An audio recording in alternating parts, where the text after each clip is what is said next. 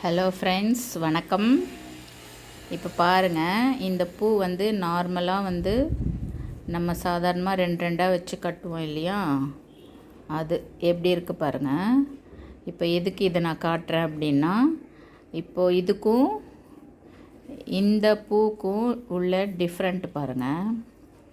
இது செண்டு மாதிரி மாலை மாதிரி இருக்கா, நல்லா பாருங்கள். செண்டு மாதிரி மாலை மாதிரி இருக்குது பார்த்தீங்களா. இது எப்படி கட்டுறதுன்னு சொல்லிட்டு நான் இப்போ உங்களுக்கு சொல்லித்தரேன், சரிங்களா? வாங்க வீடியோக்குள்ளே போகலாம்.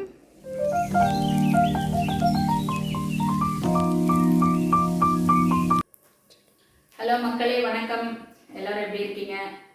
ஆடிப்பூரம் வீடியோ போட்டிருந்தேன், எல்லோரும் பார்த்தீங்களா? பார்த்துட்டு எப்படி இருந்ததுன்னு கமெண்ட்ஸில் கொடுங்க.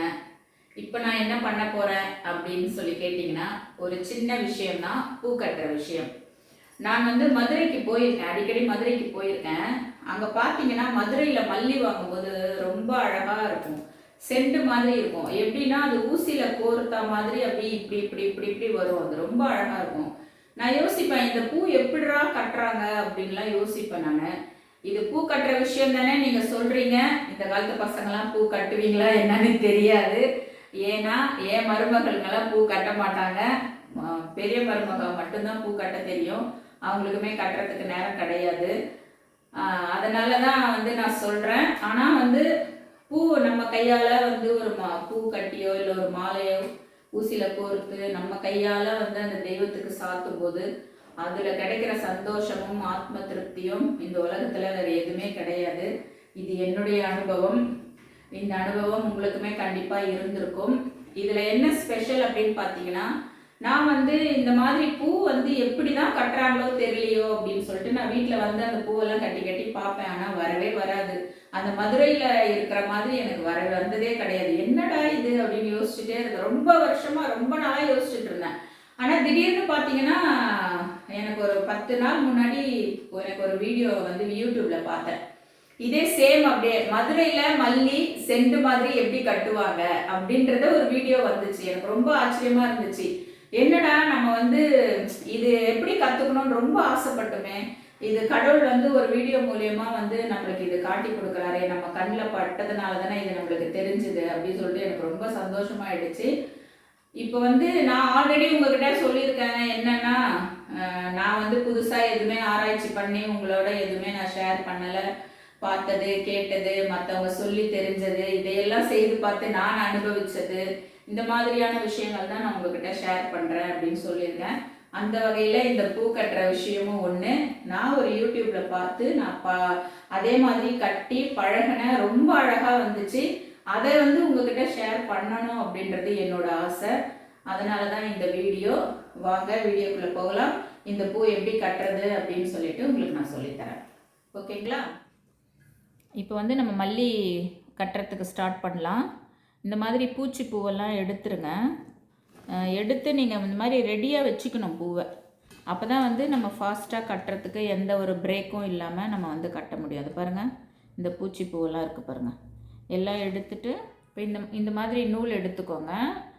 ஒரு சிலர் என்ன பண்ணுவாங்க, சிக்கனத்துக்காக இந்த நூல்லையே ரெண்டாக பிரித்து கட்டுவாங்க. அது ஒரு சில பூக்கு தான் இது செட் ஆகும். முல்லைக்கெல்லாம் இது ரெண்டாக எடுத்துட்டிங்கன்னா ஓகேவாக இருக்கும். மல்லிக்கு இந்த மாதிரி ஸ்ட்ராங்காக 4 இழை போட்ட நூலே எடுத்துக்கோங்க, சரிங்களா? இப்போ நம்ம எப்படி ஸ்டார்ட் பண்ணலான்னு பார்க்கலாம். சாதாரணமாக நம்ம பூ கட்டுற மெத்தடு தான். ஒன்று வச்சு சேர்ப்பிங்களா? பூ ஆல்ரெடி எல்லாருக்கும் கட்ட தெரியும். இப்போ நார்மலாக பூ கட்டுற மாதிரி இதை ஒரு பூ வச்சு கட்டிடுங்க, ஒரு லைனு. இது கொஞ்சம் இழுத்து ஸ்ட்ராங் பண்ணிக்கோங்க. ஃபஸ்ட்டுன்றதுனால கொஞ்சம் லூஸாக இல்லாமல் நல்லா ஸ்ட்ராங்காக கட்டிக்கோங்க. அடுத்து ஒரு லைன் கட்டிக்கோங்க. கொஞ்சம் நல்லா அப்படி டைட்டாக இழுத்து கட்டிக்கோங்க, ஓகேங்களா? இப்போ 2 லைன் நம்ம நார்மலாக நம்ம கட்டுற மாதிரி கட்டிட்டோம். அடுத்து 3வது லைன் கட்டணும். அப்போ நீங்கள் என்ன பண்ணுங்கள், இது இப்படி இருக்குது இல்லையா, இது இப்படி புரட்டி போட்டுக்கோங்க. புரியுதுங்களா? நம்ம நார்மலாக இப்படி இருக்குது, இது இப்படி புரட்டி போட்டுக்கோங்க. புரட்டி போட்டுட்டு சாதாரணமாக எப்படி வச்சு 1 2 ஒரு பூ மேலே ஒரு பூ கீழே ஒரு பூ வச்சு கட்டிட்டிங்களா? 3 லைன் முடிஞ்சிச்சிங்களா? 4வது லைன் பூ கட்டும்போது மறுபடியும் இப்படி புரட்டிக்கோங்க. புரட்டும் போது என்ன ஆகும்னா, இந்த நம்ம இப்போ 3வது பூ கட்டின லைன் இருக்கு இல்லைங்களா, அது இப்போ அடியில் போயிடும். புரிஞ்சுதுங்களா? அவங்க மெத்தட் இதுதான். இப்போ இப்படி 3 வந்துருச்சு பாருங்கள். புரட்டி போட்டுட்டிங்களா? 4வது லைன் கட்டுங்க.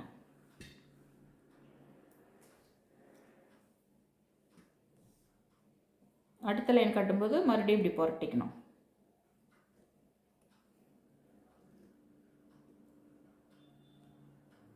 இதுக்கு பெரிய பெரிய பூவாக இருந்தால் ரொம்ப அழகாக இருக்கும் இது பார்க்க.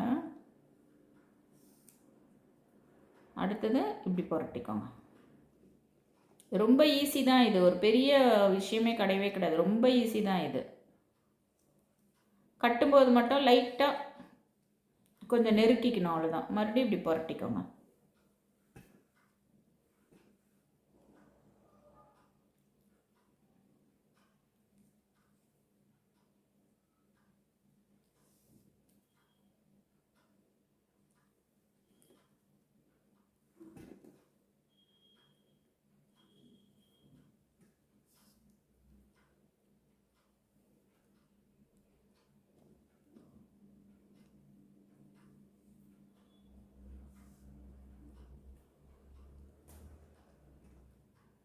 மாற்றி மாற்றி புரட்டி போட்டுட்டு ஒரு லைன் ஒரு 2 பூ வச்சு கட்டிட்டு மறுபடியும் இப்படி புரட்டிக்கணும்.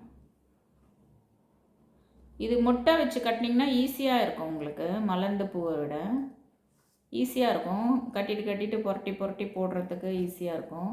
மலர்ந்த பூவாக இருந்ததுன்னா சுற்றி நாட்டு போடும்போது ரொம்ப கஷ்டமாக இருக்கும்.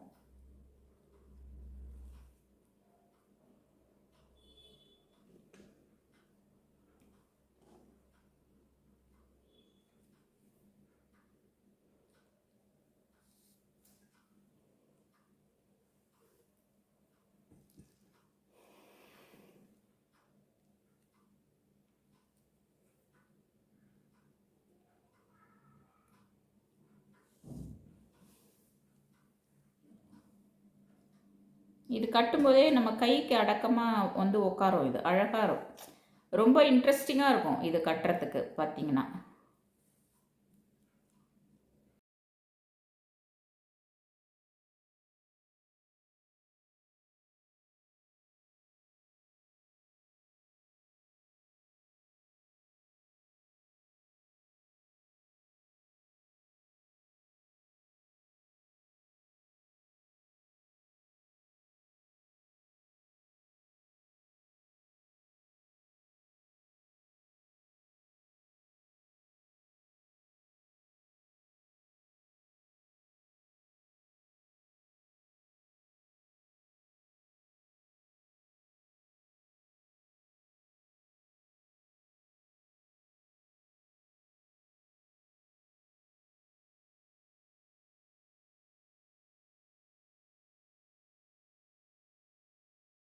இது பாருங்கள் எவ்வளோ அழகாக வருதுன்னு.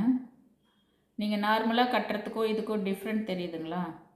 இது இன்னும் மலர்ந்துருச்சுன்னா பார்த்திங்கன்னா அப்படியே ரொம்ப அழகாக நம்ம ஊசியில் கோர்த்தா மாதிரியே ரொம்ப அழகாக இருக்கும். இன்னும் கொஞ்சம் தூரம் வேணால் நான் கட்டி காட்டுறேன்.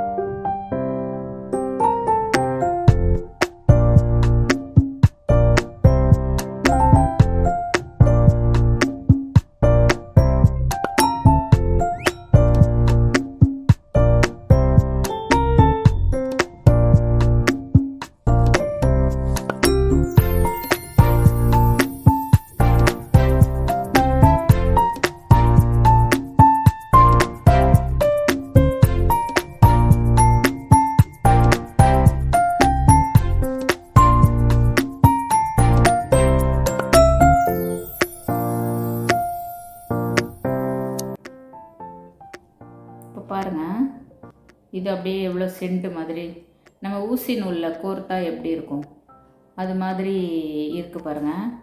இன்னும் இது மலர்ந்துருச்சுன்னா ரொம்ப அழகாக இருக்கும், செண்டு மாதிரி. அப்படியே நம்ம இது ஒரு அம்மன் சிலை இந்த மாதிரிலாம் போடும்போதில் மாலை மாதிரி ரொம்ப அழகாக இருக்கும்.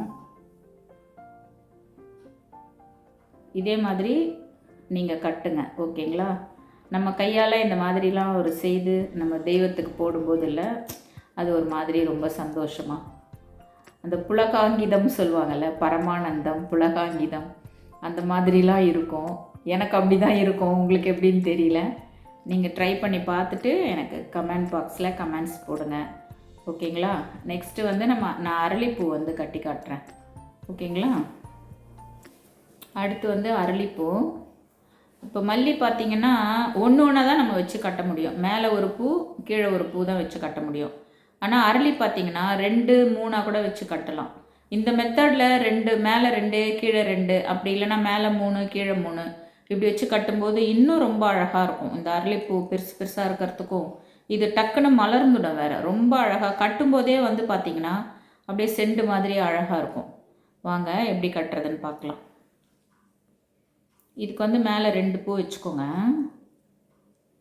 மேலே 2 கீழே 2 வச்சுக்கோங்க.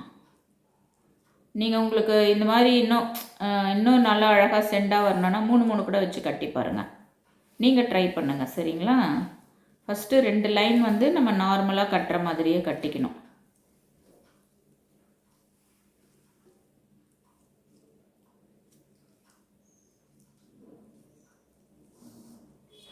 கட்டிட்டிங்களா? 3ஆவதுக்கு இப்படி புரட்டி போட்டுக்கோங்க.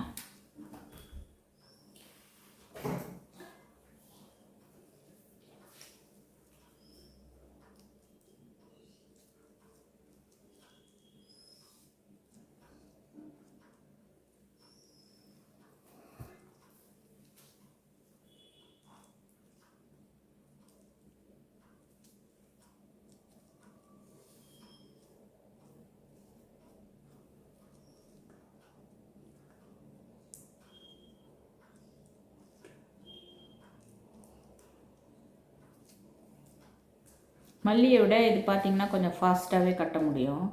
ஏன்னா கொஞ்சம் காம்பெல்லாம் பெருசாக இருக்கும், பூவுமே கொஞ்சம் பெருசாக இருக்கும்.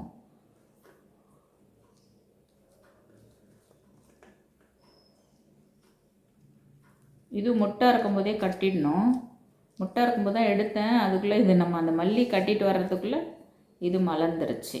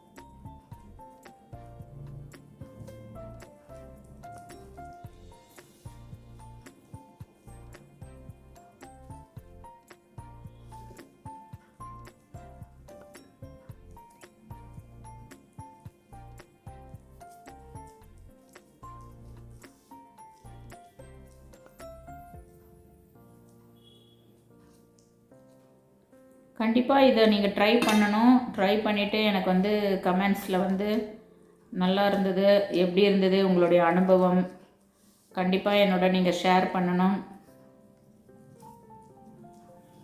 ஷேர் பண்ணுங்கள். இந்த வீடியோஸை உங்கள் ஃப்ரெண்ட்ஸுங்களுக்கு எல்லாருக்கும் நீங்கள் ஷேர் பண்ணுங்கள்.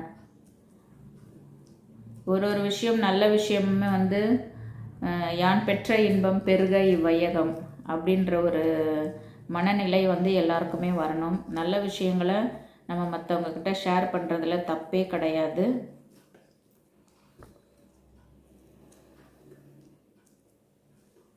அதனால் நீங்கள் உங்கள் ஃப்ரெண்ட்ஸுங்களுக்கெல்லாம் சொல்லுங்கள்.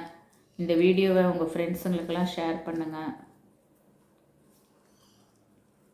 கண்டிப்பாக எல்லோரும் இந்த வீடியோவை ரொம்ப லைக் பண்ணுவீங்கன்னு நான் நம்புகிறேன். நிறைய பேர் வந்து கமெண்ட்ஸில் வந்து சூப்பர் சூப்பர் அப்படி ஒரு மொட்டையாக போட்டுடுறீங்க. அப்படி போடக்கூடாது. ஒரு கமெண்ட்ஸ் போட்டோம்னா வந்து எப்படி இருந்துச்சு உங்களுடைய அனுபவம், நான் இது செய்து பார்த்தேன் ரொம்ப நல்லா இருந்துச்சு, அப்படி இல்லைன்னா இப்போ நான் பார்க்குறேன் இந்த வீடியோவை, கண்டிப்பாக வந்து நான் இதை பண்ணுறேன், நான் செய்து பார்த்துட்டு உங்களுக்கு நான் ரிசல்ட்டு சொல்கிறேன் அப்படின்ற மாதிரி கமெண்ட்ஸ் போடணும். நிறைய பேர் வந்து நம்ம வாட்ஸ்அப்பில் கூட பார்த்திங்கன்னா ஒரு மெசேஜ் போட்டோன்னா சூப்பர் அப்படின்ட்டு ஒரு சிம்பிள் ஒன்று போடுவாங்க, இப்படின்னு போடுவாங்க. அதில் வந்து அது எப்படி நல்லாயிருக்கும் சொல்லுங்கள் கேட்குறவங்களுக்கு. ஒரு மெனக்கெட்டு ஒரு நல்ல விஷயம் வந்து ஷேர் பண்ணுறோம், இது சூப்பர் இல்லைனா ஒரு தம்ஸ் அப் இப்படி போடுவாங்க. அந்த மாதிரி போடாதீங்க யாரும், ஓகேங்களா? இது வரைக்கும் நீங்கள் போட்டிருந்தீங்க அப்படின்னா அதை இனிமேல் தவிர்த்துடுங்க. இதுவுமே ஒரு டிப்ஸு, ஒரு நல்ல விஷயம் நான் ஷேர் பண்ணுறதா நினச்சிக்கோங்க. நீங்கள் வந்து ரொம்ப நல்லா இருந்துச்சுங்கம்மா, அம்மாவோ அக்காவோ சிஸ்டரோ ஏதோ ஒன்று ஒரு முறை வச்சு தானே கூப்பிடுவோம் ஃப்ரெண்டு. இது ரொம்ப நல்லா இருந்துச்சு. ஃப்ரெண்டாக இருந்தால் டீ போட்டு கூட சொல்லலாம். என் ஃப்ரெண்டெல்லாம் என்னை டீ போட்டு தான் பேசுவாள். என்னோடய ஸ்கூல்மேட் கிளாஸ்மேட் ஒருத்தி இருக்கா, நான் ஒரு தடவை உங்களுக்கு நான் அவளை இன்ட்ரடியூஸ் பண்ணுறேன். நாங்கள் 2 பேரும் வாடி போடி தான் போட்டோம். ரொம்ப நல்லா இருந்ததுடி, ஃபஸ்ட்டு வீடியோவே ஒரே கலக்கரடி அப்படின்னு சொல்லிட்டு கமெண்ட்ஸ் போட்டிருந்தா. இதே மற்றவங்கன்னா எப்படி போடுவாங்க, சூப்பர் அப்படின்னு போடுவாங்க. இது வந்து இவங்க சொல்லும்போது நமக்கு வந்து கேட்குறதுக்கு ரொம்ப சந்தோஷமாக இருக்கும். சூப்பராக இருந்துச்சுடி அப்படின்னு சொல்லும்போது அது சூப்பராக இருக்கோ இல்லையோ, இது வந்து ஒரு நம்மளை வந்து ஒரு என்கரேஜ் பண்ணுற மாதிரியான ஒரு விஷயம் இல்லையா இது. அதே மாதிரி குடும்பத்தில் எல்லாரையுமே வந்து அப்ரிஷியேட் பண்ணணும். ஒரு சமையல் பண்ணாலோ ஒரு நல்ல விஷயங்கள் பண்ணாலோ வந்து அப்ரிஷியேட் பண்ணணும். அது வந்து அவங்களுக்கு சந்தோஷத்தை கொடுக்கறதோட என்ன ஆகும் அப்படின்னா, அவங்கள மேலே மேலே இந்த மாதிரியான விஷயங்கள், ஒரு நல்ல விஷயங்கள் பண்ணுறதுக்கு வந்து ஒரு தூண்டுகோலாக அமையும். அதனால் இனி வரும் காலங்களில் யாரும் வந்து சிம்பிள் போடாதீங்க, சூப்பர் அப்படின்னு இப்படி போடாதீங்க, ஓகே அப்படின்னு தம்ஸ்அப் போடாதீங்க. ஓகேங்களா? இது ஒரு ரொம்ப நாளாக வந்து இந்த மாதிரியான விஷயங்கள் வந்து நான் ஷேர் பண்ணணும், எல்லாருக்கும் சொல்லணும் அப்படின்னு எனக்கு ஒரு எண்ணம் தோணிகிட்டே இருந்துச்சு. இப்போ திடீர்னு அது ஞாபகம் வந்துச்சு எனக்கு. அதனால் நான் வந்து இதை ஷேர் பண்ணேன். நான் யாரையுமே குற்றம் சொல்லலை.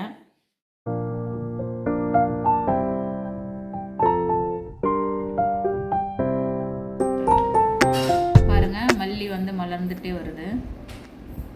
நம்ம கட்டினதோட இப்போ கொஞ்சம் மலர்ந்துருச்சு. பாருங்கள் எப்படி இருக்குன்னு, அழகாக கோர்த்த மாதிரி. அதே மாதிரி அரளி பாருங்கள், இதுதான் ரொம்ப சூப்பராக இருக்கும். ஏன்னா பூ வந்து பெருசு பெருசு இல்லையா, உடனே மலர்ந்துடும். அதனால் எப்படி இருக்குது பாருங்கள். இதே நீங்கள் 3 கூட வச்சு கட்டலாம், மேலே 3 கீழே 3 வச்சு கட்டினீங்கன்னா இன்னும் கூட ரொம்ப அழகாக இருக்கும் பார்க்குறதுக்கு.